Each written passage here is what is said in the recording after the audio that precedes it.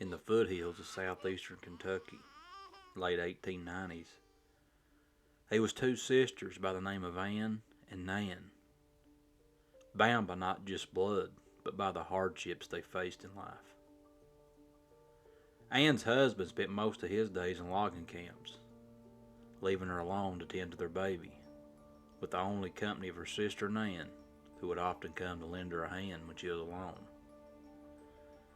And then once they was faced by a spell on Ann's baby from an old evil mountain witch. Tell me, where's your mommy? One midsummer day a storm brewed, and during the raining and the storming and amongst the wind a blowing, there came a gentle tap on the door. The two sisters, they looked outside to find Ruby, the old crone who lived around the ridge, and she had them wild eyes. Folks said she's an old mountain witch, and that her heart was as black as coal.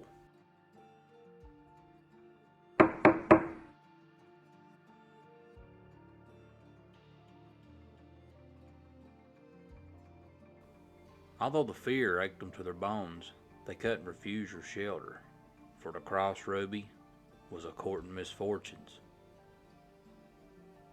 So they let her in. And as the rain ceased, that old woman requested an odd favor. She asked to be walked down to the fence and to have it let down so she could cross it without hindrance. It was a peculiar because the fence hadn't bothered her path on her arriving, but the sisters dared not deny her. But that night, as darkness came about, Ann's baby let out a scream that would chill you to your soul.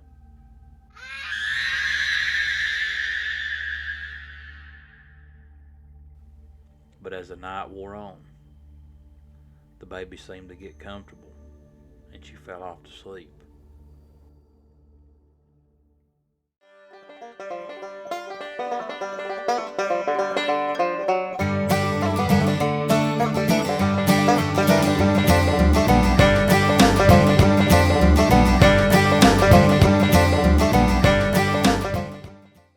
A week or so had passed, and another one of them midsummer thunderstorms was making its way across the hill. And just like before, Ruby came pecking on the door again. And just like last time, she asked for the sisters to walk her down to the fence and lay it down so she could cross it and go home. It was after this second visit that Nan started growing suspicious, because she had heard about Ruby putting hexes on people, putting spells on them, using dark witchcraft.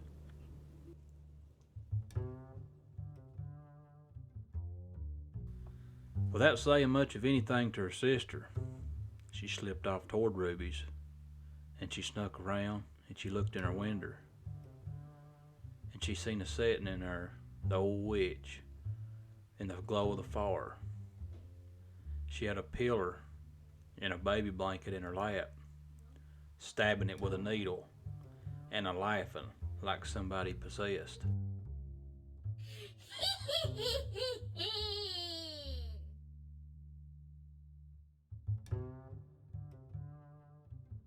Nan, she run back toward home, and I guess the fear filled her legs, and she shared what she had seen with her sister Ann. And as the baby's cries cooled down into the night and went peacefully to sleep, them sisters come up with a plan that they was going to confront that evil that had been put upon that baby.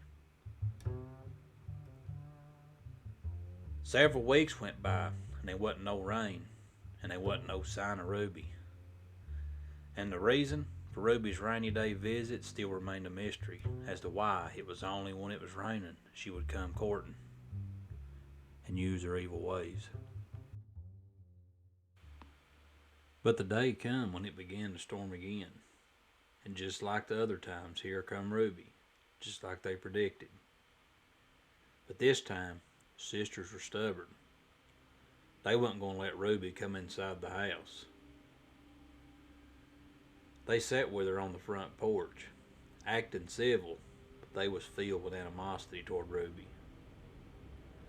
Then Ruby asked for a drink of water, just like she wanted to get up and go inside. But Nan jumped up, fetched a cup of water, and she brung it outside to Ruby. And as the storm started to simmer down, Ruby stood when it got to be her custom to ask the sisters to walk with her down and let the fence down. But their plan was ready to go, and they willingly followed her down to the fence. That's when Ann, with her baby cradled in her arms, she distracted Ruby in a big way of talking, while Nan slipped a pin through Ruby's shoe, pinning her to the ground. Ruby was caught by the sisters. Ruby found herself not being able to lift her foot up, and just like the old tales foretold, a witch pinned to the ground was powerless, and that's when the sisters confronted her. They told her they knowed what she'd been a-doing and how she'd been a-doing it, and they smacked her around and roughed her up a little, just to show her that they meant every word they had said. Ruby went to pleading with them, begging them to quit and let her up and let her go. That's when they told her how things was going to be, and they decided they'd strike a deal with the old witch.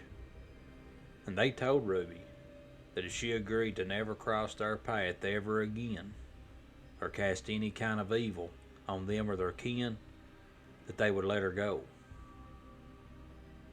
Ruby promised. She swore. She said if they'd just let her go, that she would agree to never bother them again.